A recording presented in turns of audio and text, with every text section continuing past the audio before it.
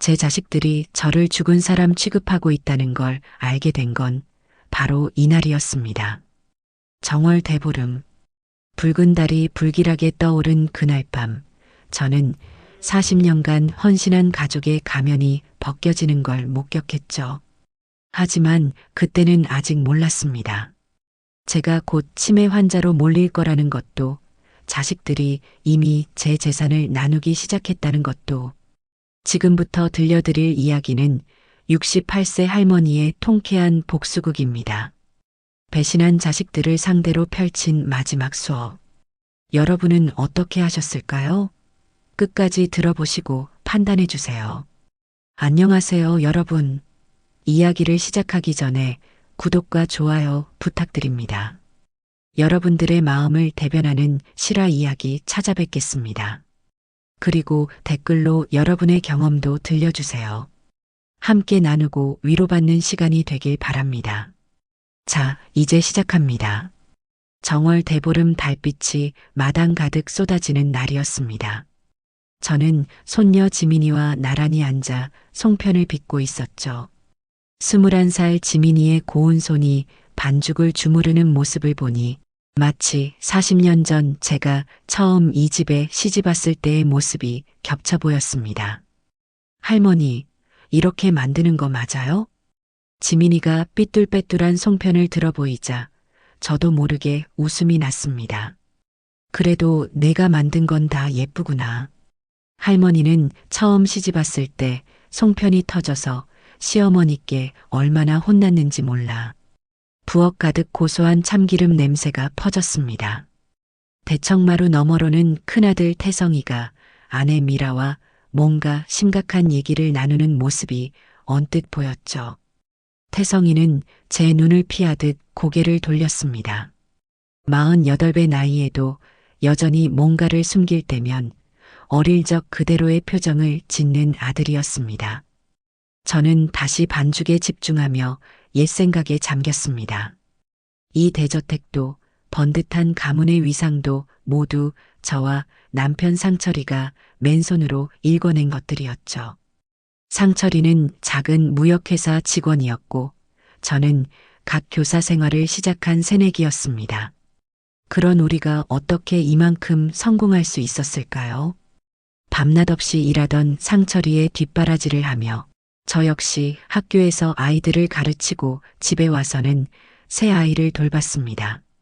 새벽 4시에 일어나 도시락을 싸고 밤 11시가 되어서야 겨우 눈을 붙이는 날들의 연속이었죠. 그렇게 15년을 살았을 때 상철이의 회사가 마침내 중견기업으로 성장했습니다. 엄마, 차례 준비 다 됐어요. 둘째 수진이가 부엌으로 들어왔습니다. 45살이 된 딸은 여전히 곱고 단정했지만 오늘따라 눈빛이 불안해 보였습니다. 품에 안은 서류 봉투를 식탁 서랍에 재빨리 넣는 모습을 저는 놓치지 않았죠. 수진아, 요즘 무슨 일 있니? 아니에요, 엄마. 그냥 회사 일이 좀 바빠서. 수진이는 말끝을 흐리며 시선을 피했습니다. 어릴 때부터 거짓말을 못하는 아이였는데 그런 아이가 뭘 감추려 하다니. 가슴 한구석이 서늘해졌습니다. 거실로 나가니 온 가족이 모여 있었습니다. 큰아들 태성이와 며느리 미라, 그들의 아들 준혁이, 둘째 수진이와 사위 동훈, 딸 하은이, 막내 재원이는 아직 미혼이었지만 오늘도 혼자 왔더군요. 42의 나이에도 결혼할 생각이 없다며 속을 썩이는 막내였습니다. 자, 이제 차례를 지내자. 제가 말하자 모두가 제단 앞에 섰습니다. 상철이의 영정사진이 우리를 내려다보고 있었죠. 10년 전 심장마비로 갑작스레 세상을 떠난 남편. 그날의 충격은 아직도 생생했습니다. 향을 피우고 절을 올리는 동안 저는 이상한 기운을 느꼈습니다. 마치 폭풍 전의 고요 같은 숨막히는 정적이 집안을 감싸고 있었죠. 창밖에 대보름달이 유난히 붉게 보였습니다. 달 그림자가 마루에 길게 드리워진 모습이 꼭 검은 뱀처럼 보였어요. 차례가 끝나고 음복을 하는 시간. 태성이가 핸드폰을 들고 슬그머니 밖으로 나가는 걸 봤습니다. 여보, 태성이 어디 가니? 제가 며느리 미라에게 묻자 그녀가 당황한 표정을 지었습니다.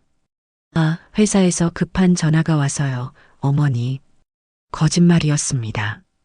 태성이는 통화하면서 어머니는 아직 모르셔라고 말했거든요. 제가 귀가 어두워졌다고 생각하는 모양이지만 저는 아직도 참새 소리까지 들을 정도로 귀가 밝았습니다. 할머니, 떡국 더 드실래요? 지민이가 제 팔을 잡았습니다. 영특한 아이는 제 표정에서 뭔가를 눈치챈 것 같았죠. 저는 지민이를 보며 억지로 미소를 지었습니다. 그래, 우리 지민이가 끓인 떡국이니 한 그릇 더 먹어야지. 식탁에 둘러앉은 가족들의 얼굴을 하나하나 훑어봤습니다. 30년 넘게 제 생명처럼 키워온 자식들. 그런데 오늘따라 그들의 얼굴이 낯설게 느껴졌습니다. 마치 가면을 쓴 것처럼, 진짜 얼굴을 감추고 있는 것처럼 말이죠. 막내 재원이는 계속 시계를 들여다보며 안절부절 못했습니다. 무언가에 쫓기는 사람처럼 초조한 눈빛이었죠. 평소 도박을 즐긴다는 소문을 들었는데 설마 또 빚을 진 건 아닐까 걱정이 됐습니다. 재원아, 요즘 잘 지내니? 네, 엄마. 잘 지내죠. 하지만 재원이의 손이 미세하게 떨리는 것을 저는 봤습니다. 컵을 들 때 물이 찰랑거릴 정도로 아이들이 뭔가를 숨기고 있다는 건 확실했습니다. 저녁 식사가 끝나갈 무렵 수진이가 동훈과 뭔가 격한 대화를 나누는 것을 봤습니다. 동훈이가 그 서류는 이미 처리했다니까 라고 속삭이는 소리가 들렸죠. 어떤 서류일까요? 수진이가 품에 안고 있던 그 봉투와 관련이 있는 걸까요? 온 가족이 거실에 모여 담소를 나누는 시간. 예전 같으면 화목하고 따뜻한 시간이었을 텐데 오늘은 묘하게 겉도는 분위기였습니다. 각자가 각자의 생각에 빠져 있는 것 같았죠. 엄마, 저희 먼저 일어나 볼게요. 태성이가 일어서며 말했습니다. 벌써? 오랜만에 모였는데. 죄송해요. 내일 아침 일찍 지방 출장이 있어서요. 태성이네가 떠나고 곧이어 수진이네도 재원이도 하나둘 자리를 떴습니다. 순식간에 북적이던 집이 텅 비어버렸죠. 지민이만 제 옆에 남아 있었습니다. 할머니, 오늘 삼촌들이 좀 이상했어요. 그래, 뭐가 이상했니? 다들 할머니를 보는 눈빛이 뭔가 미안해하는 것 같으면서도 또 뭔가를 결심한 것 같은 눈빛이었어요. 역시 지민이는 눈썰미가 있었습니다. 저도 느꼈던 그 불편한 기운을 이 아이도 느낀 것이죠. 정원으로 나가 대보름달을 올려다봤습니다. 붉은 빛이 더욱 짙어진 달은 마치 피눈물을 흘리는 것 같았죠. 찬바람이 뺨을 스치고 지나갔습니다. 겨울의 끝자락이지만 아직도 차가운 바람이었죠. 40년 전 이 집에 처음 들어왔을 때도 이런 대보름이었습니다. 그때 시어머니는 제게 말씀하셨죠. 영희야, 이 집안을 잘 지켜야 한다. 너한테 다 맡긴다. 그 약속을 지키기 위해 저는 평생을 바쳤습니다. 남편이 떠난 후에도 저는 무너지지 않았습니다. 아이들을 위해, 이 가문을 위해 강해져야 했으니까요. 교장직까지 올랐고 은퇴 후에는 집안 살림과 재산 관리에 전념했죠. 모든 것이 완벽하게 제자리를 지키고 있다고 생각했는데 집으로 돌아와 상철이의 영정 앞에 섰습니다. 여보, 당신도 느끼고 있죠? 우리 아이들이 변했다는 걸. 뭔가 큰일이 일어날 것 같은 이 불안한 예감이 맞는 건가요? 영정 속 남편은 여전히 온화한 미소를 짓고 있을 뿐이었습니다. 하지만 그 미소가 오늘따라 쓸쓸해 보였죠. 서재로 들어가 40년 된 일기장을 꺼냈습니다. 빛바랜 표지를 쓰다듬으며 오늘의 일을 적기 시작했죠. 2025년 정월 대보름. 마지막이 될지도 모르는 명절을 보냈다. 아이들의 눈빛에서 불길한 그림자를 봤다. 폭풍이 오고 있다. 하지만 나는 준비되어 있다. 40년간 이 집을 지켜온 내가 무너질 리 없다. 상철 당신, 하늘에서 지켜봐 주세요. 펜을 내려놓고 창밖을 바라봤습니다. 대보름달이 구름에 가려지고 있었죠. 마치 누군가가 검은 포장을 씌우듯이 천천히, 그러나 확실하게 달빛을 삼키고 있었습니다. 그날 밤 저는 알지 못했습니다. 다음 날 새벽 제가 쓰러질 거라는 것을, 그리고 병원에서 깨어나 듣게 될 충격적인 대화가 제 인생을 완전히 바꿔놓을 거라는 것을 말이죠. 새벽녘이었습니다. 가슴을 쥐어짜는 듯한 통증에 잠에서 깨어났죠. 마치 누군가가 심장을 소나기에 쥐고 비틀어대는 것 같았습니다. 숨을 쉴 수가 없었어요. 차가운 땀이 온몸을 적시고 시야가 점점 흐려져 갔습니다. 지민아. 간신히 손녀를 불렀지만 목소리가 나오지 않았습니다.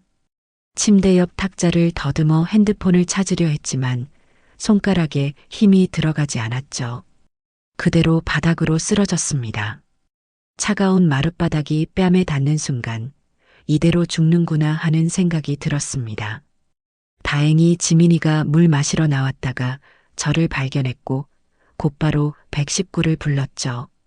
구급차 사이렌 소리가 새벽의 정적을 찢어 놓았습니다. 희미한 의식 속에서 지민이가 제 손을 꼭 잡고 울먹이는 소리를 들었어요. 병원 응급실의 하얀 불빛이 눈을 찔렀습니다.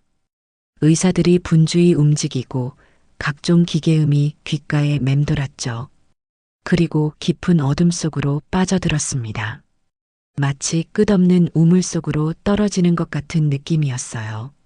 얼마나 시간이 흘렀을까요? 제가 다시 의식을 찾았을 때는 병실이었습니다. 하지만 눈을 뜨지 않고 그대로 있었죠. 왜인지 모르게 아직 깨어나지 말아야 한다는 직감이 들었거든요. 그리고 그 직감은 맞았습니다. 의사 선생님, 어머니 상태가 어떻습니까? 큰아들 태성이의 목소리였습니다. 평소와 달리 차갑고 사무적인 톤이었죠. 다행히 위험한 고비는 넘기셨습니다. 하지만 연세도 있으시고 한번 이런 일이 있으면 재발 가능성이 높습니다. 의사가 나간 후 잠시 정적이 흘렀습니다. 그리고 며느리 미라의 목소리가 들렸죠. 여보, 이참에 그 얘기 진행해야 하는 거 아니에요? 조금 더 기다려보자. 뭘 더 기다려요? 어머니가 이렇게 쓰러지셨는데. 치매 진단서만 있으면 재산은 우리가 관리할 수 있다니까요. 제 심장이 다시 한번 멈추는 것 같았습니다. 하지만 이번엔 병이 아니라 충격 때문이었죠. 치매 진단서? 재산 관리? 제가 잘못 들은 건가요? 그래도 어머니가 아직 멀쩡하신데. 멀쩡하다뇨? 요즘 깜빡깜빡 하시는 거 못 봤어요? 지난주에도 가스 불 켜놓고 나가셨잖아요. 그건 제가 일부러 그런 척한 거였습니다. 며느리가 얼마나 저를 관찰하는지 시험해 보려고 했던 건데 이렇게 이용당할 줄은 몰랐죠. 문이 열리는 소리가 났습니다. 발소리로 짐작하건대 수진이와 재원이가 들어온 것 같았어요. 오빠, 어머니 괜찮으세요? 수진이의 목소리에는 걱정보다는 조바심이 묻어났습니다. 응, 일단 위기는 넘겼대. 그럼 이제 어떻게 하실 건데요? 제가 이미 그 일은 진행했는데. 뭘 진행했다는 거야? 태성이가 놀란 듯 물었습니다. 강남 건물이요. 어머니 도장으로 담보대출 받았어요. 3개월 전에. 제 손끝이 떨리기 시작했습니다.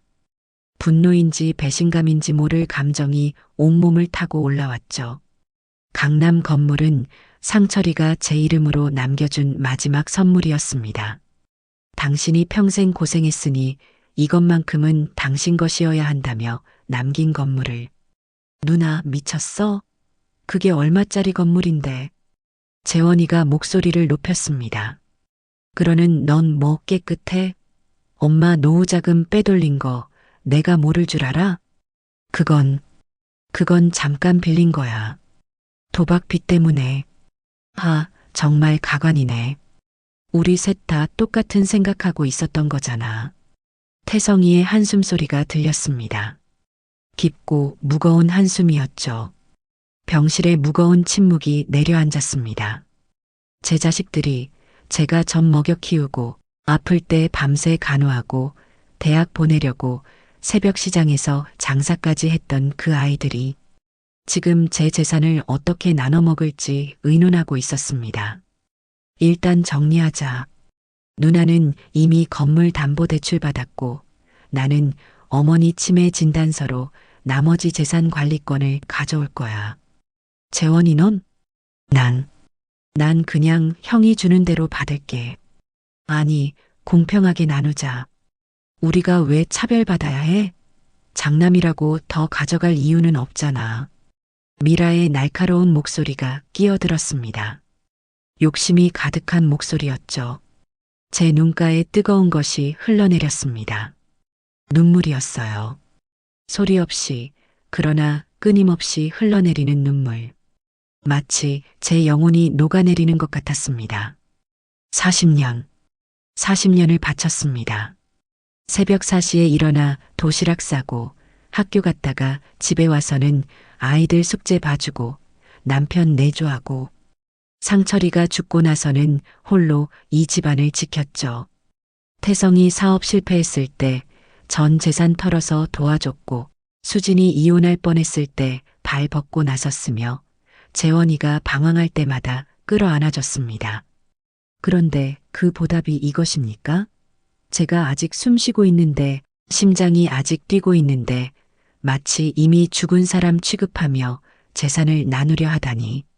그런데 엄마가 유언장 써놓으신 거 없나? 수진이의 말에 다들 술렁였습니다. 찾아봤는데 없더라.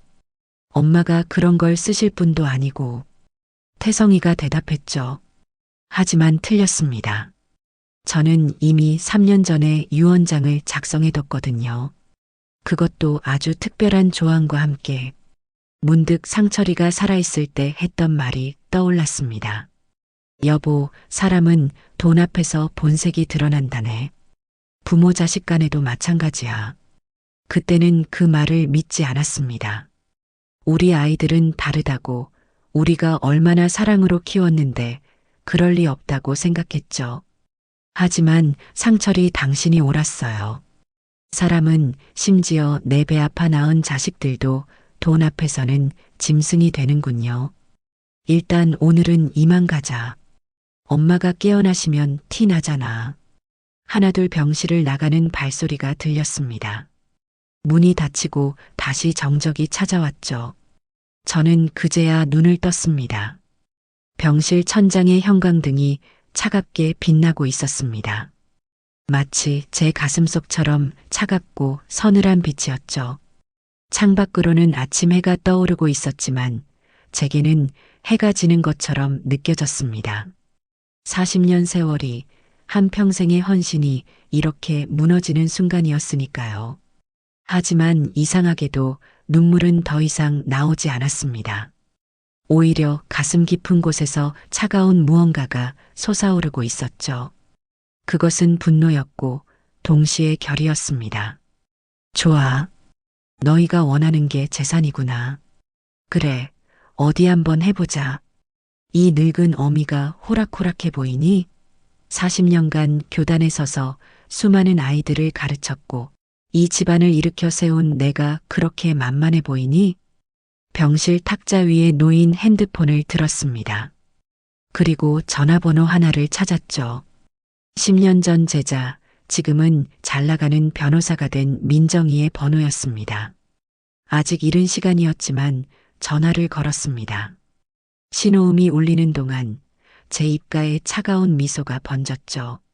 자식들아, 너희가 가면을 벗었으니 이제 나도 내 가면을 벗을 차례다. 자애로운 어머니의 가면 말이야. 창밖에 아침 해가 붉게 타오르고 있었습니다. 마치 제 가슴 속 분노처럼 붉고 뜨겁게. 퇴원한 지 일주일째 되던 날이었습니다. 저는 거실 소파에 힘없이 기대 앉아 있었죠. 손녀 지민이가 따뜻한 차를 가져다 주며 제 곁에 앉았습니다. 할머니, 약 드셨어요? 응. 아니다. 언제 먹었더라? 아침에 먹었나? 저는 일부러 멍한 표정을 지으며 이마를 짚었습니다. 지민이의 눈에 걱정이 가득 차올랐죠. 할머니, 아까 제가 드렸잖아요. 점심 먹고 바로요. 아, 그랬구나. 지민아, 할머니가 이제 늙어서 정신이 오락가락하나 보다. 너무 걱정하지 마라. 지민이가 제 손을 꼭 잡았습니다. 따뜻하고 고운 손이었죠. 이 아이만큼은 진심으로 저를 걱정하고 있다는 걸 알 수 있었습니다. 마음이 아팠지만 지민이를 보호하기 위해서라도 이 연극을 계속해야 했습니다. 할머니, 제가 당분간 여기서 지낼게요. 학교 수업도 온라인으로 들을 수 있거든요. 아이고, 우리 지민이. 고맙구나. 현관문이 열리며 태성이가 들어왔습니다. 제 모습을 보더니 다가와 앉았죠. 어머니, 오늘은 좀 어떠세요? 태성아, 너구나. 아이고, 우리 아들 왔네. 저는 힘겹게 일어나는 신용을 했습니다. 태성이가 부축했지만 그 손길에서 느껴지는 건 걱정이 아니라 계산이었죠. 아마도 제 상태가 얼마나 나빠졌는지 가늠하고 있겠죠. 어머니, 병원에서 검사 다시 받으셔야 할 것 같은데요. 검사? 무슨 검사? 그냥 정기 검진이요. 인지 기능 검사도 같이요. 인지 기능 검사. 치매 진단을 위한 검사겠죠. 벌써 시작하는군요. 그래, 내가 시키는 대로 할게. 엄마는 이제 뭐가 뭔지도 모르겠어. 태성이의 눈빛이 번뜩였습니다. 계획대로 되어간다고 생각하는 모양이었죠. 저는 비틀거리며 방으로 들어갔습니다. 문을 닫고 나서야 허리를 꼿꼿이 폈죠. 서재 책장 뒤편 아무도 모르는 비밀 공간이 있었습니다. 상철이와 함께 만든 작은 금고였죠.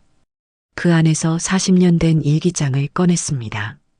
빛바랜 표지를 펼치니 1985년 3월 15일이라고 적혀 있었습니다. 제가 이 집에 시집 온 날이었죠. 일기장 뒤편에는 작은 녹음기를 숨겨뒀습니다. 최신형 초소형 녹음기로 제가 인터넷으로 주문한 것이었죠.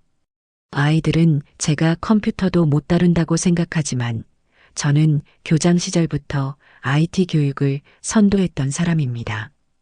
녹음기를 주머니에 넣고 다시 거실로 나왔습니다. 마침 미라가 와 있었네요. 어머님, 통장 좀 주세요. 공과금 낼 때가 됐거든요. 통장? 아, 그래. 어디 뒀더라. 저는 일부러 여기저기 뒤지는 척했습니다. 미라가 짜증 섞인 한숨을 내쉬었죠.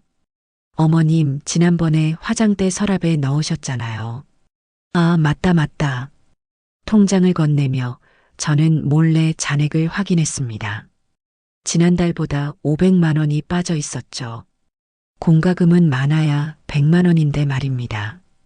미라가 나간 후 저는 조용히 서재로 들어가 장부를 펼쳤습니다. 3년 전부터 매달 기록해온 입출금 내역이었죠. 미라가 빼간 돈이 벌써 8천만 원이 넘었습니다. 차곡차곡 증거를 모으고 있었죠. 저녁 무렵 수진이가 남편 동훈과 함께 왔습니다.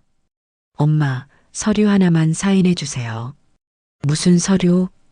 그냥 은행 서류예요. 엄마 명의로 된 거 정리하는 거예요. 동훈이가 서류를 내밀었습니다. 언뜻 봐도 부동산 계약서였죠. 제가 가진 논 2마지기를 매각하는 서류였습니다. 이게 뭔지 잘 모르겠네. 안경 좀 가져다 주련? 에이, 엄마. 그냥 사인만 하시면 돼요. 수진이가 재촉했지만 저는 천천히 안경을 찾는 척했습니다. 그 사이 핸드폰으로 서류를 몰래 촬영했죠. 나중에 증거가 될 겁니다. 여기 사인하면 되는 거니? 네, 엄마. 일부러 떨리는 손으로 엉뚱한 곳에 사인을 했습니다. 아, 엄마. 여기가 아니라 여기요. 동훈이가 짜증을 냈지만 저는 모르는 척 다시 잘못된 곳에 사인했죠. 결국 그들은 포기하고 돌아갔습니다. 밤이 깊어진 후 저는 다시 서재로 들어갔습니다. 금고 안에는 상철이가 남긴 서류들이 있었죠. 그 중에는 아이들이 전혀 모르는 해외 계좌 서류도 있었습니다. 상철이는 만약을 위해 비상금을 마련해뒀던 겁니다. 여보, 당신이 남긴 이 돈으로 정의를 세우겠어요. 우리가 그토록 사랑했던 아이들이 어쩌다 이렇게 됐는지. 이제는 교훈을 줘야겠어요. 핸드폰을 들어 전화번호를 찾았습니다. 김민정 변호사. 제가 교사 시절 가장 아꼈던 제자였죠. 여보세요? 민정아, 나야. 한영희 선생님. 선생님, 이 시간에 무슨 일이세요? 목소리가 안 좋으신데. 민정아, 조용히 만날 수 있겠니? 중요한 법률 상담이 있어서. 물론이죠, 선생님. 언제든지요. 내일 오전 10시 내 사무실 근처 찻집에서 보자. 아무한테도 말하지 말고. 전화를 끊고 일기장에 오늘의 일을 기록했습니다. 2025년 2월 22일. 가면을 쓴 채 산다는 건 참 피곤한 일이다. 하지만 40년간 교단에서 연극하듯 수업했던 나에게 이 정도는 아무것도 아니다. 아이들아, 너희가 엄마를 속이려 하지만 엄마는 이미 모든 걸 알고 있단다. 그리고 준비하고 있지. 너희가 상상도 못할 반격을. 다음 날 새벽 재원이가 몰래 집에 들어왔습니다. 제 방 앞에서 잠시 멈췄다가 서재로 향했죠. 저는 살며시 따라가 문틈으로 지켜봤습니다. 재원이는 책상 서랍을 뒤지고 있었습니다. 아마 비상금을 찾는 모양이었죠. 없네. 엄마가 다른데 숨겼나? 중얼거리는 재원이의 모습이 처량했습니다. 42의 나이에 도박에 빠져 어머니 돈을 훔치려 하다니. 제가 어디서부터 잘못 키운 걸까요? 아침이 되자 저는 다시 연기를 시작했습니다. 식탁에 앉아 밥을 먹다가 수저를 떨어뜨리고 방금 한 말을 또 하고 가족들 이름을 헷갈리는 척했죠. 지민아. 아니, 수진아. 아니다. 너 누구니? 할머니, 저 지민이에요. 손녀 지민이. 아, 그래. 우리 지민이. 하지만 지민이의 눈빛은 예리했습니다. 이 아이는 뭔가 눈치챈 것 같았죠. 하지만 아무 말도 하지 않았습니다. 그저 조용히 제 곁을 지킬 뿐이었죠. 십시가 가까워오자 저는 외출 준비를 했습니다. 할머니, 어디 가세요? 산책. 좀 나갔다 올게. 같이 가요. 아니야, 혼자 다녀올게. 동네 한 바퀴만.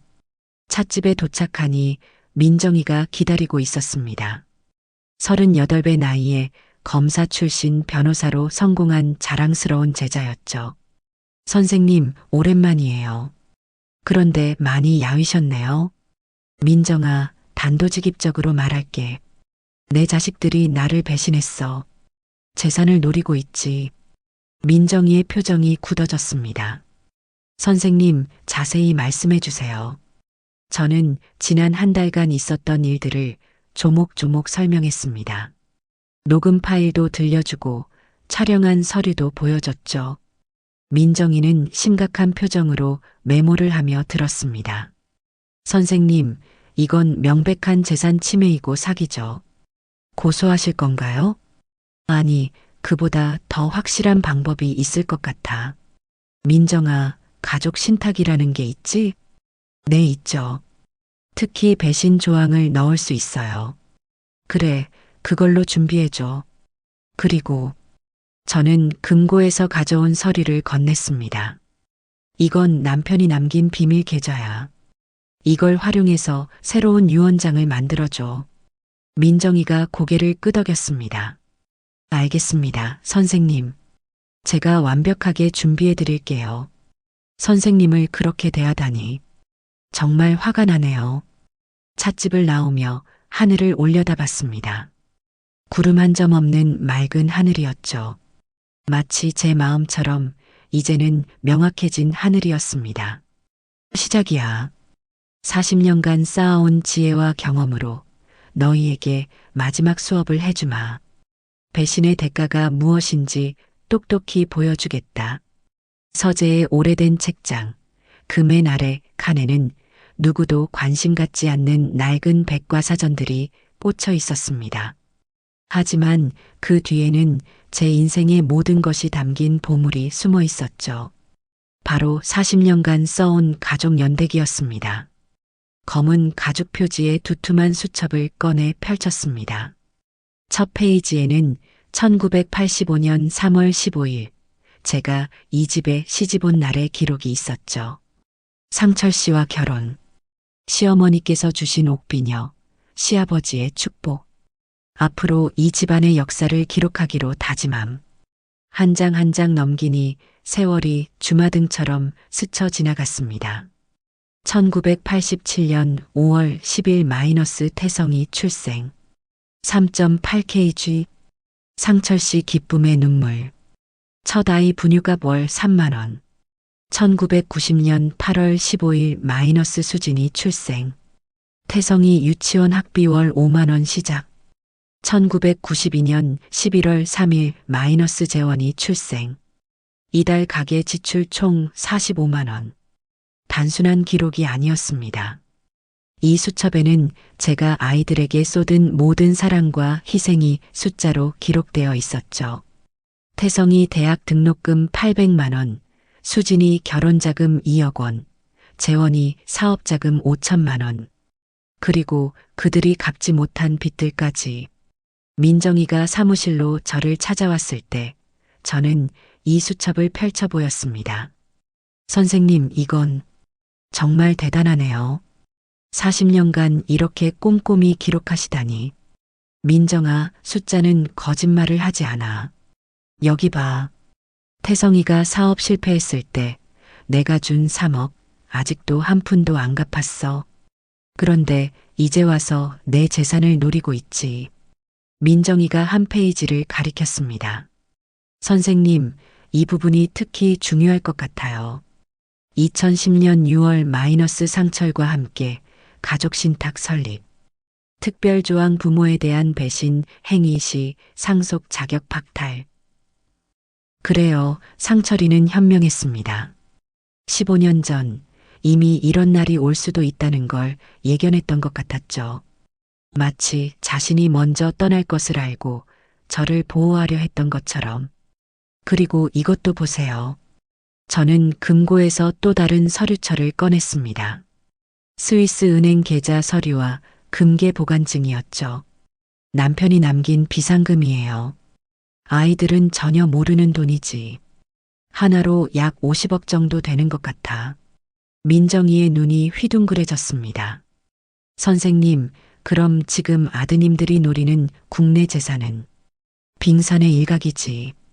진짜 재산은 따로 있어. 마치 체스를 두듯이 저는 이미 몇 수 앞을 내다보고 있었습니다.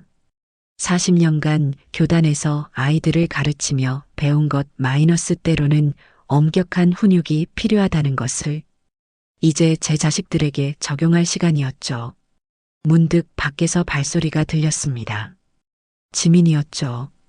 저는 재빨리 서류들을 정리했습니다. 할머니, 누구랑 통화하세요? 아, 지민아. 그냥 옛날 친구랑. 지민이가 저를 바라봤습니다. 그 눈빛이 너무나 맑고 영민해서 거짓말하기가 어려웠죠. 할머니, 저한테는 숨기지 마세요. 할머니가 연기하고 계신 거 알아요. 순간 심장이 멈추는 것 같았습니다. 하지만 지민이의 다음 말에 안도했죠. 삼촌들이 이상해요. 할머니를 대하는 태도가. 그래서 할머니가 일부러 그러시는 거죠? 저는 지민이를 품에 안았습니다. 이 아이는 제 진짜 후계자가 될 자격이 있었습니다. 지민아, 너는 참 똑똑하구나. 그래, 할머니가 마지막 수업을 하는 중이야. 무슨 수업이요? 배신의 대가를 가르치는 수업. 그리고 진짜 가족이 무엇인지 보여주는 수업이지. 지민이가 고개를 끄덕였습니다. 21살의 이 아이는 이미 충분히 성숙했습니다. 제가 도와드릴게요, 할머니. 아니야. 너는 그저 지켜보기만 해. 이건 할머니가 해야 할 일이야. 대신 저는 서재 책상 서랍에서 작은 열쇠를 꺼냈습니다. 이걸 갖고 있으렴. 때가 되면 내가 이 집안의 진짜 보물을 이어받게 될 거야. 진짜 보물이요? 돈이 아니야. 이 가족 연대기와 내 할아버지가 남긴 일기들. 그 속에 우리 집안의 진짜 역사가 있어. 그날 저녁 가족 모임이 있었습니다. 태성이가 소집한 것이었죠. 엄마, 병원에서 검사 받으셔야 해요. 인지 기능 검사요. 그래. 내가 시키는 대로 할게. 수진이가 끼어들었습니다. 엄마, 재산 관리도 이제 저희가 할게요. 엄마는 편하게 계세요. 너희가 그래주면 고맙지. 저는 떨리는 손으로 차를 마시는 척했습니다. 하지만 마음속으로는 차가운 계산을 하고 있었죠. 좋아, 너희가 먼저 움직이는구나. 재원이가 조심스럽게 물었습니다. 엄마, 혹시 비상금 같은 거 따로 있으세요? 비상금? 글쎄, 기억이 안 나네. 거짓말이었죠. 제 기억력은 아직도 20대 못지않았습니다. 매일 밤 그날 있었던 일을 일기로 정리하고 숫자 하나하나를 외우고 있었으니까요. 가족들이 돌아간 후 저는 다시 민정이에게 전화를 걸었습니다. 내일 공증 절차 진행할 수 있겠니? 네, 선생님. 모든 서류 준비됐어요. 그런데 정말 괜찮으시겠어요? 자녀들과 완전히 등지게 될 수도. 민정아, 교육자로 40년을 살았어. 잘못된 행동에는 반드시 결과가 따른다는 걸 가르쳐야 해. 설령 그게 내 자식이라도. 전화를 끊고 창밖을 바라봤습니다. 봄이 오고 있었죠. 정원의 매화나무에 꽃봉오리가 맺히기 시작했습니다. 혹독한 겨울을 견딘 나무만이 꽃을 피울 수 있듯이 저도 이 시련을 견뎌낼 것입니다. 상철, 당신 보고 있나요? 당신이 그토록 아끼던 아이들이 이렇게 변했어요. 하지만 걱정 마세요. 내가 바로잡을 거예요. 당신이 남긴 이 가족 신탁으로, 그리고 내 40년의 기록으로. 수첩을 다시 펼쳤습니다. 마지막 페이지에 오늘의 기록을 추가했죠. 2025년 2월 25일. 반격 준비 완료. 태성 3억 채무, 수진 위조 서류 이건, 재원 횡령 8천만 원. 증거 수집 완료. 민정이와 법적 조치 착수. 지민이에게 후계 의사 전달. 이제 시작이다. 펜을 놓고 수첩을 덮었습니다. 40년의 기록. 그것은 단순한 숫자가 아니었습니다. 한 여인의 삶, 한 가족의 역사, 그리고 이제는 정의를 세우는 무기가 될 것입니다. 달빛이 서재를 비췄습니다. 책상 위의 가족 사진 속에서 젊은 날의 저와 상철이, 그리고 어린 아이들이 환하게 웃고 있었죠. 그때는 모두가 순수했습니다. 언제부터 이렇게 변한 걸까요? 하지만 후회는 없었습니다. 이것도 하나의 수업이니까요. 제가 평생 해온 일 가르치는 일의 마지막 장이 될 테니까요. 수업 준비 완료. 이제 마지막 학기의 시작이다. 3월의 끝자락이었습니다. 정원의 목련이 하얗게 피어나듯 제가 쳐놓은 그물도 서서히 모습을 드러내기 시작했죠. 거미가 정성스레 짠 거미줄에 이슬이 맺히면 비로소 그 형태가 보이듯이 제 복수도 그렇게 하나씩 실체를 드러냈습니다. 아침 일찍 태성이의 전화가 왔습니다. 목소리가 떨리고 있었죠. 엄마, 큰일 났어요. 회사에 세무조사가 나왔어요. 세무조사? 그게 무슨? 저는 놀란 척 대답했지만 사실 이미 알고 있었습니다. 일주일 전 제가 민정이를 통해 국세청에 제보한 탈세 증거들. 태성이가 10년간 이중장부로 숨겨온 50억의 비자금이 있었거든요. 엄마, 혹시 누가 우리 집안일 아는 사람이? 무슨 소리니? 내가 떳떳하게 사업했으면 무슨 걱정이야. 전화를 끊고 나니 묘한 쾌감이 들었습니다. 마치 오랜 체증이 내려가는 것 같은 시원함이었죠.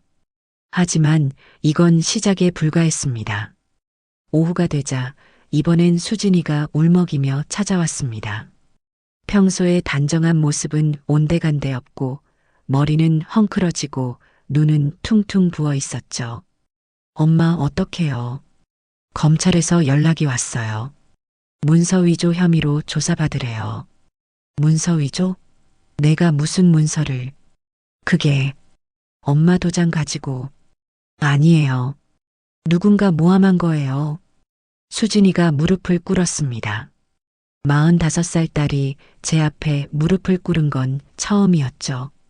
하지만 제 마음은 조금도 흔들리지 않았습니다.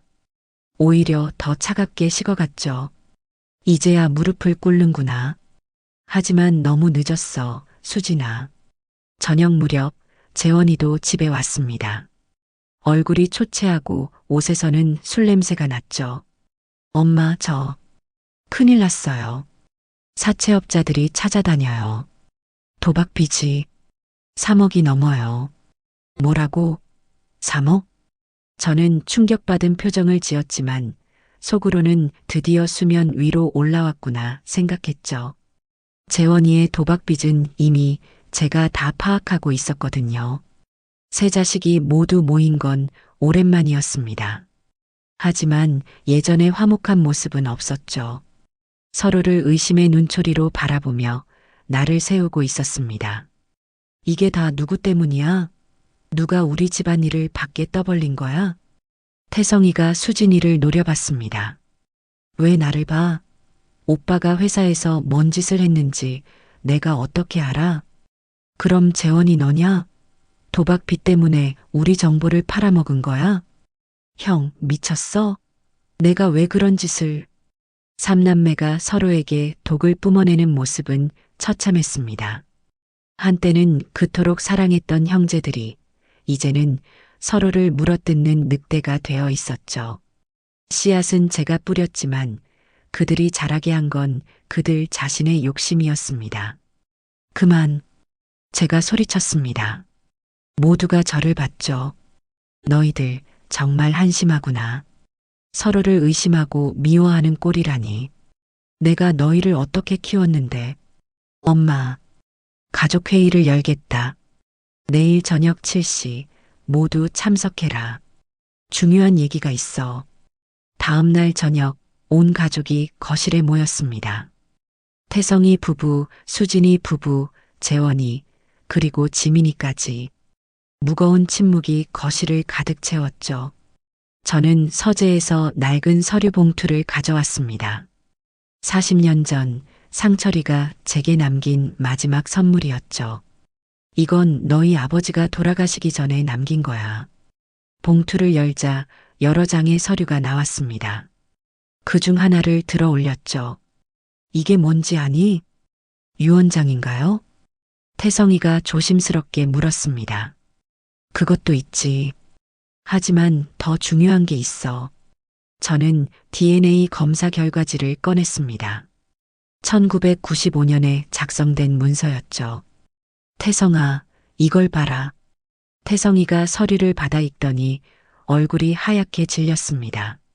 손이 떨리기 시작했죠. 이게 뭡니까? 친자 확률 0%라니. 내가 내 아버지의 친아들이 아니라는 거야. 폭탄 선언이었습니다.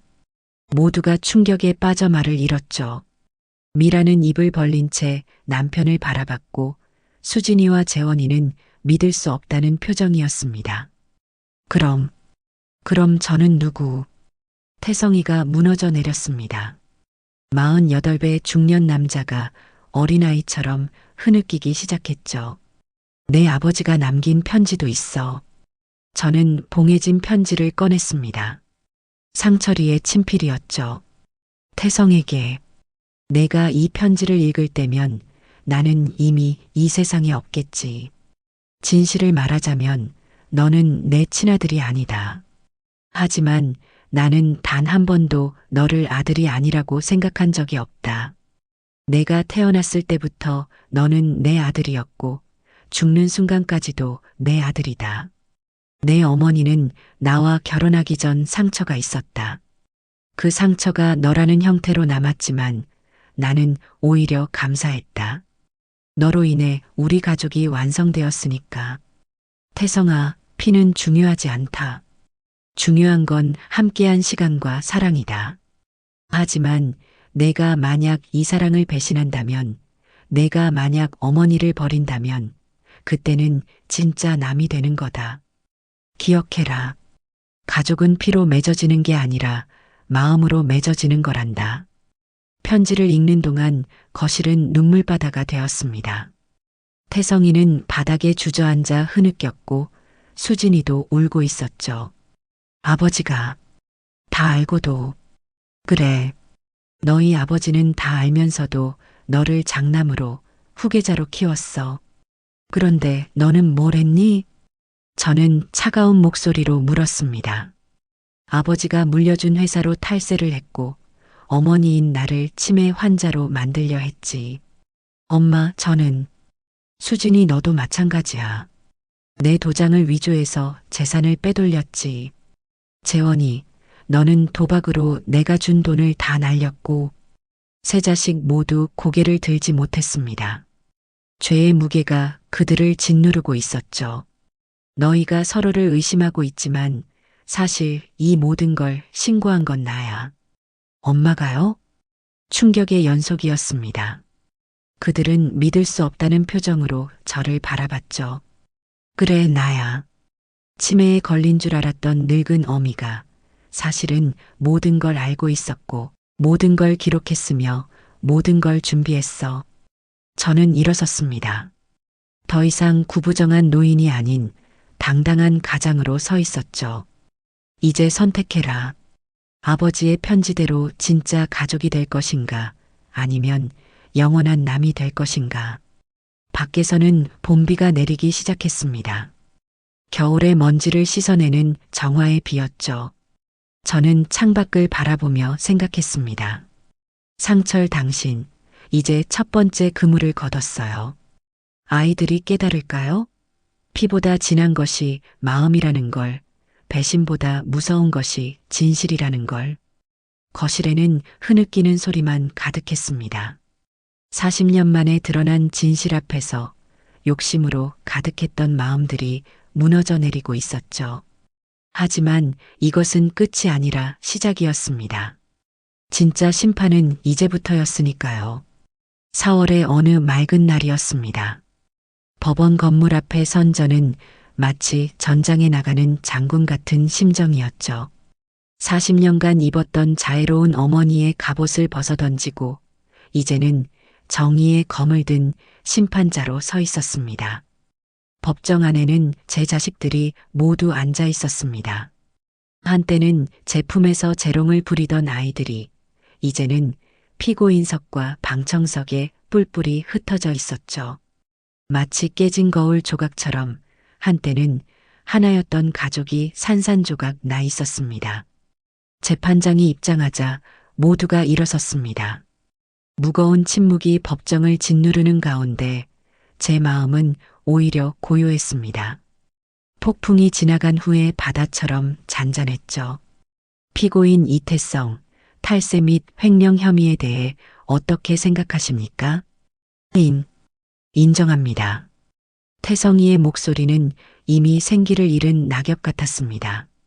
한때 그토록 당당했던 큰아들이 이제는 부러진 나뭇가지처럼 초라해 보였죠. 피고인 정미라, 업무상 횡령 혐의를 인정하십니까? 예, 인정합니다. 하지만 시어머니께서 동의하신 줄 알았어요. 미라의 변명은 구차했습니다. 저는 증언석에 섰죠. 재판장님, 저는 단 한 번도 며느리에게 제 통장을 맡긴 적이 없습니다. 그녀는 제가 병들었을 때를 틈타 불법으로 제 돈을 빼갔습니다. 3년간 총 1억 2천만 원입니다. 제 목소리는 차분했지만 단호했습니다. 40년간 교단에서 단련된 목소리였죠. 수진이의 문서 위조 건도 마찬가지였습니다. 사위 동훈이와 함께 저지른 범죄였죠. 어머니, 정말 이렇게까지 하셔야 했습니까? 수진이가 울먹이며 물었습니다. 수진아, 내가 먼저 선을 넘었어. 부모의 도장을 위조하는 순간 넌 이미 딸이기를 포기한 거야. 법정은 숨소리조차 들리지 않을 만큼 조용했습니다. 방청석에 앉은 지민이가 손수건으로 눈물을 닦고 있었죠. 판결이 내려졌습니다. 태성이는 징역 3년 집행유예 5년, 미라는 실형 1년. 6개월 수진이는 집행유예, 재원이는 도박 중독 치료 명령과 함께 사회봉사 명령이 떨어졌습니다. 더 중요한 것은 가족 신탁의 특별 조항이 발동되어 모두가 상속 자격을 잃었다는 것이었죠. 이것으로 이태성, 이수진, 이재원은 한영희 여사의 재산에 대한 모든 권리를 상실합니다. 재판장의 선고가 떨어지는 순간 저는 이상하게도 눈물이 났습니다. 승리의 눈물이 아니라 상실의 눈물이었죠. 40년간 키워온 자식들을 법적으로 잃는 순간이었으니까요. 법원을 나오니 봄 햇살이 눈부셨습니다. 하지만 제 마음은 겨울처럼 차가웠죠. 집으로 돌아오니 옥분이가 문 앞에서 기다리고 있었습니다. 60을 넘긴 나이에도 여전히 곱고 단정한 모습이었죠. 어머님 괜찮으세요? 옥분아, 이제 그만 진실을 말할 때가 된 것 같구나. 옥분이의 눈이 흔들렸습니다. 30년간 숨겨온 비밀을 제가 알고 있다는 걸 눈치챈 것 같았죠. 거실에 앉아 차를 마시며 저는 서재에서 가져온 오래된 사진 한 장을 꺼냈습니다. 젊은 시절의 상철이와 한 여인이 찍은 사진이었죠. 이 여자가 내 어머니지? 옥분이가 깜짝 놀라며 사진을 받아들었습니다. 어머님이. 어떻게? 상철이가 다 말해줬어. 너를 우리 집에 데려오기 전에. 30년 전 상철이는 제게 모든 것을 고백했었습니다. 결혼 전에 있었던 일이라고. 옥분이의 어머니가 일찍 돌아가시면서 아이를 부탁했다고. 그리고 제게 용서를 구했죠. 처음엔 정말 힘들었어. 남편의 숨겨진 딸이라니. 하지만 너를 처음 봤을 때, 그 맑은 눈을 봤을 때 미워할 수가 없었어. 어머님. 그래서 가정부라는 명목으로 데려왔지. 하지만 내 마음속에서는 늘 넷째 딸이었어. 옥분이가 울기 시작했습니다. 30년간 쌓아온 감정이 폭포처럼 쏟아져 내렸죠. 전 어머님께 죄송해서, 늘 죄송해서. 뭐가 죄송해? 너는 내가 아플 때 밤새 간호해주고, 외로울 때 곁에 있어주고, 힘들 때 손 잡아준 유일한 자식이야. 저는 또 다른 서류를 꺼냈습니다. 새로운 유언장이었죠. 이걸 보렴. 유언장에는 이렇게 적혀 있었습니다. 본인 한영희는 이옥분을 법적 양녀로 입양하며 전 재산의 30%를 상속한다. 손녀 이지민에게는 30%를, 나머지는 장학재단 설립에 사용한다. 어머님, 이건 너무 큰. 아니야. 오히려 늦었어. 진작 너를 딸로 인정했어야 했는데. 그때 현관문이 열리며 태성이가 들어왔습니다. 집행유예로 풀려난 직후였죠. 엄마. 아, 옥분 씨도 계시네요. 태성이는 초췌한 모습이었습니다. 한 달 사이에 10년은 늙은 것 같았죠. 태성아, 이제 옥분이를 누나라고 불러야 할 거야. 네. 저는 출생증명서를 보여줬습니다. 옥분이가 상철이의 딸이라는 것을. 태성이는 충격으로 주저앉았습니다. 그럼 옥분 씨가, 그래, 내 아버지의 친딸이야. 내가 친아들이 아닌 것과는 반대로. 운명의 아이러니였습니다. 친자가 아닌 태성이는 모든 것을 받고도 배신했고, 친딸인 옥분이는 아무것도 받지 못하고도 끝까지 효도했으니까요. 하지만 엄마, 어떻게 30년간이나. 사랑이란 그런 거야. 피로 맺어진 인연보다 마음으로 맺어진 인연이 더 강할 수 있다는 걸 너는 끝내 배우지 못했구나. 수진이와 재원이도 소식을 듣고 찾아왔습니다. 모두가 모인 자리에서 저는 선언했습니다. 오늘부로 이 집안의 법적 상속 구조가 바뀐다. 너희 셋은 이미 상속 자격을 잃었고 옥분이와 지민이가 새로운 상속자가 된다. 엄마, 한 번만 용서해 주세요. 다시는 그러지 않을게요. 재원이가 무릎을 꿇었습니다. 재원아, 용서는 하마. 하지만 결과는 받아들여야 해. 그게 어른이 되는 거야. 창밖으로 벚꽃이 흩날리고 있었습니다.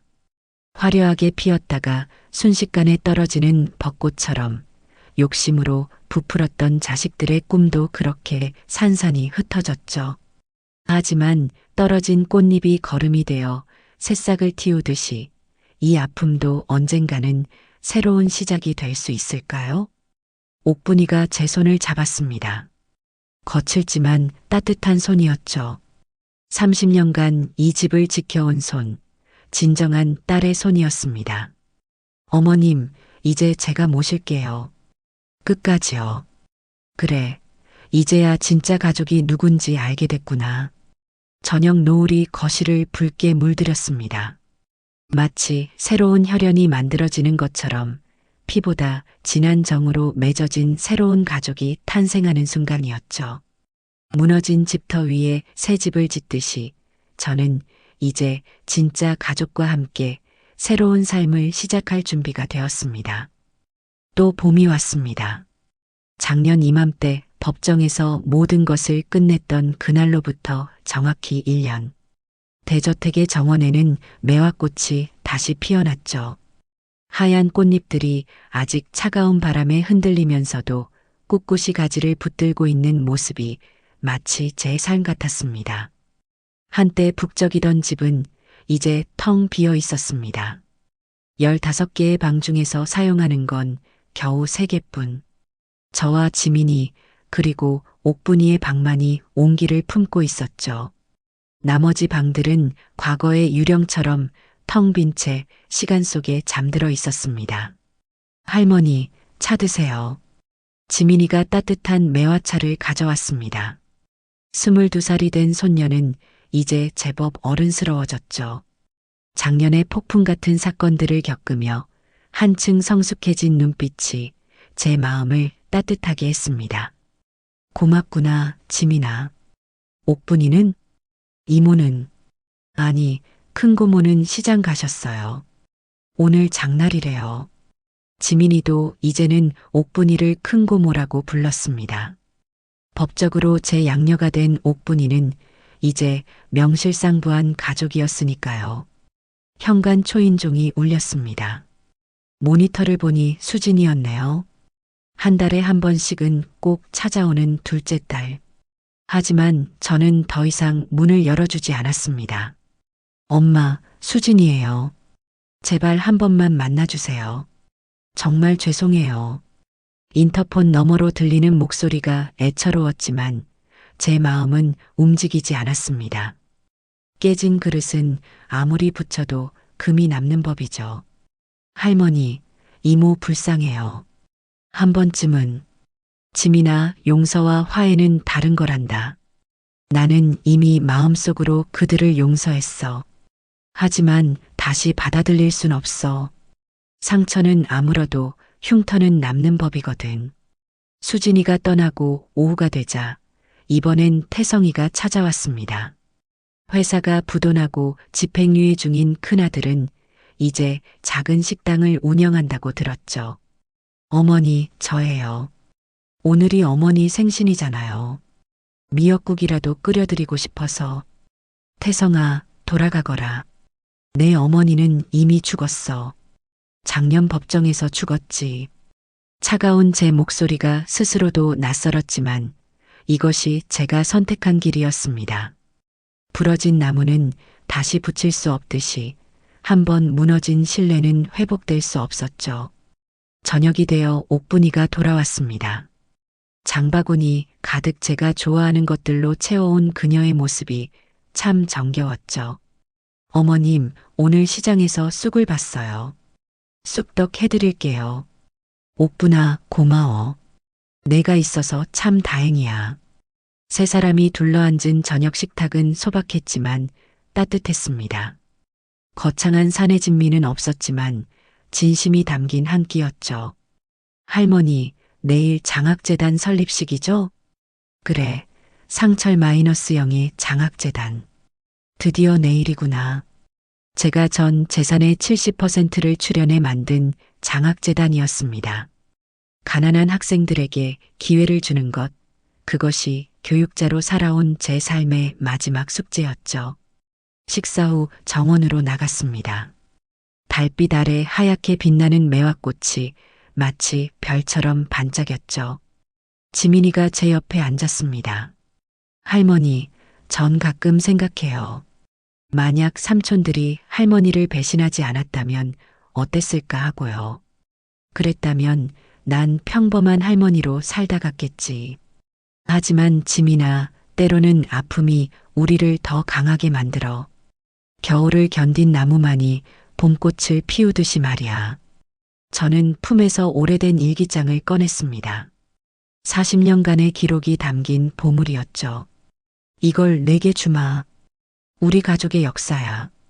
행복했던 순간들, 아팠던 기억들, 그리고 교훈들이 다 들어있어. 지민이가 조심스럽게 일기장을 받아들었습니다. 할머니, 전 할머니처럼 강한 사람이 될 수 있을까요? 지민아, 강함이란 건 남을 이기는 게 아니야. 자기 자신을 지키는 거지. 그리고 기억해라. 진짜 가족은 피로 맺어진 게 아니란다. 마음으로 맺어진 거야. 제 말에 지민이가 고개를 끄덕였습니다. 영민한 이 아이는 이미 깊이 이해하고 있었죠. 할아버지가 큰 삼촌을 끝까지 아들로 키우신 것처럼 할머니가 옥분 고모를 딸로 받아들이신 것처럼요. 그래, 바로 그거야. 사랑은 선택이고 가족도 선택인 거지. 바람이 불어 매화꽃잎이 흩날렸습니다. 하얀 꽃잎이 제 어깨에 내려앉았죠. 마치 상철이가 하늘에서 보내는 편지 같았습니다. 다음 날 장학재단 설립식장은 많은 사람들로 북적였습니다. 제자들, 동료 교사들, 그리고 지역 유지들이 모두 모였죠. 하지만 제 자식들은 없었습니다. 초대하지도 않았고 그들도 오지 않았죠. 한영의 이사장님의 고귀한 뜻을 기리며 이 재단이 수많은 젊은이들의 꿈을 키워줄 것입니다. 축사를 듣는 동안 저는 40년 전을 떠올렸습니다. 각 교사가 되어 첫 수업을 하던 날 가난해서 도시락을 못 사온 아이에게 제 도시락을 나눠주던 기억. 그 아이는 지금 대학 교수가 되어 이 자리에 와 있었죠. 선생님, 감사합니다. 선생님 덕분에 제가 여기까지 올 수 있었습니다. 제자들의 인사를 받으며 저는 깨달았습니다. 제가 낳은 자식들은 저를 배신했지만 제가 가르친 제자들은 끝까지 저를 기억하고 있다는 것을. 어쩌면 이것이 진짜 유산인지도 모르겠습니다. 집으로 돌아온 밤, 저는 일기장의 마지막 페이지를 펼쳤습니다. 그리고 이렇게 적었죠. 2026년 4월 15일, 69번째 생일. 오늘로써 나는 새로운 삶을 시작한다. 더 이상 누구의 어머니도 아내도 아닌 오롯이 한영이로서의 삶을. 40년간 교단에 섰고 30년간 가장 노릇을 했다. 그 세월이 내게 가르쳐 준 것은 이것이다. 배신은 용서할 수 있어도 잊어서는 안 된다. 그것이 내가 살아온 세월이 준 마지막 수업이다. 사랑하는 지민아, 언젠가 내가 이 일기를 읽을 때쯤이면 할머니는 이미 세상에 없겠지. 하지만 기억해다오. 나이는 숫자일 뿐이고 지혜와 경험은 최강의 무기가 된다는 것을. 그리고 정의는 누가 가져다 주는 게 아니라 스스로 쟁취하는 것임을. 상철 당신, 이제야 당신 곁으로 갈 준비가 됐어요. 떳떳하고 당당하게. 펜을 놓고 창밖을 바라봤습니다. 별이 총총한 봄밤이었죠. 어디선가 매화꽃 향기가 바람에 실려왔습니다. 지민이가 제 방문을 노크했습니다. 할머니, 주무세요? 아니다, 들어오렴. 할머니, 사랑해요. 진짜 많이요. 나도 사랑한다, 지민아. 넌 내 진짜 보물이야. 문이 닫히고 다시 혼자가 되었습니다. 하지만 외롭지 않았죠. 옆방에는 옥분이가, 건너방에는 지민이가 있으니까요. 피보다 진한 정으로 맺어진 진짜 가족이 곁에 있으니까요. 인생의 황혼기에 접어든 지금 저는 오히려 자유롭습니다. 복수를 끝냈지만 증오는 남지 않았고 가족을 잃었지만 진짜 가족을 얻었으니까요. 창밖에 매화나무가 바람에 살랑거렸습니다. 내년에도 내후년에도 저 나무는 꽃을 피울 것입니다. 제가 없어도 지민이가 이 집을 지킬 것이고 새로운 역사를 써나갈 것입니다. 이것이 제 이야기입니다. 배신당한 노모의 이야기가 아니라 정의를 쟁취한 한 여인의 이야기. 무너졌다가 다시 일어선, 그래서 더 강해진 한영희의 이야기입니다. 오늘 이야기가 마음에 와닿으셨다면 구독 버튼, 좋아요 버튼 한번 눌러주세요. 여러분의 작은 관심이 저희 다음 영상 제작에 큰 힘이 됩니다. 감사합니다.